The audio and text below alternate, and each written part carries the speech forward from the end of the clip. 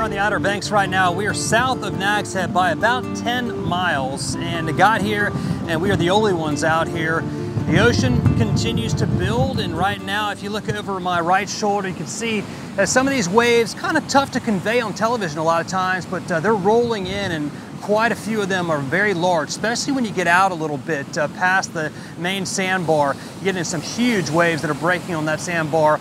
And this ocean will continue to build, become larger as these swells from Hurricane Florence continue to move in to the area. Looking at the satellite presentation of Florence right now, still a pretty impressive looking hurricane, and it is still a major hurricane.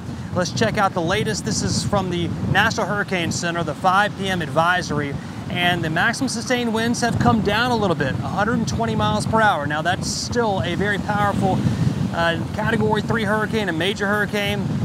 It's going to be devastating when it hits land, but at least it's not the 140 that we were seeing yesterday. And we did expect this hurricane to actually strengthen, and it has not done that. So that is a blessing, but still quite a monster storm that we're dealing with. The track of this thing will continue to move west-northwesterly. It looks like it's going to come close to Wilmington. That's where landfall should be, but it is really going to hit the brakes as it interacts with high pressure across the United States. So it will slow down. It'll dump a tremendous amount of rainfall. So the storm surge and the rainfall, those are going to be the big time primary risks here.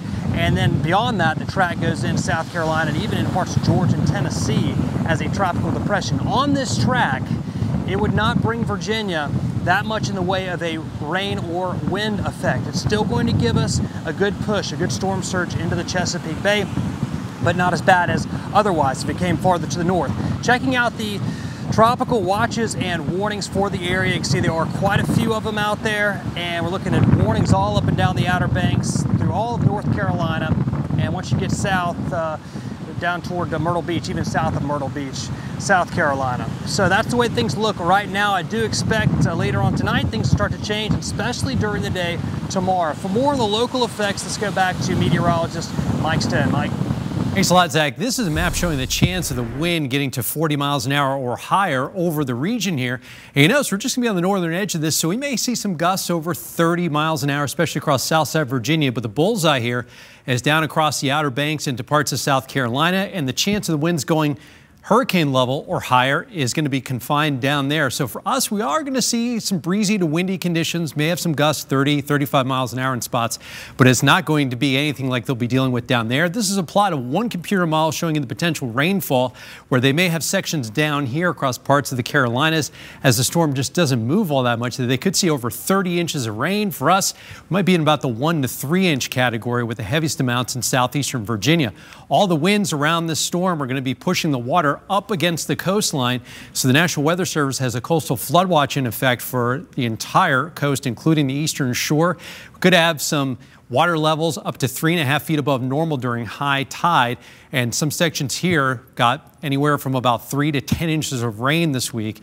So we don't need any more rain, and we don't need any high tide out there. So I think the worst part of this storm for our viewing area is going to be right along the coast. Temperatures now upper 70s to the north and west, some low and mid 80s. It continues to be muggy outside and raining, not like it did yesterday, but we do have a few showers and thunderstorms popping up across parts of the metro, near and just south of the city, throughout parts of eastern Henrico and then northern Henrico into Hanover.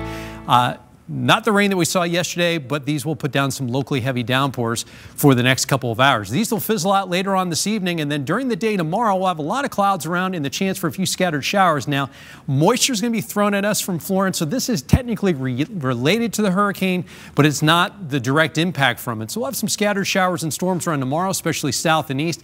And then the chance of rain is going to pick up as we go into Friday and Saturday, and that's when we may see some of those periods of heavier rain.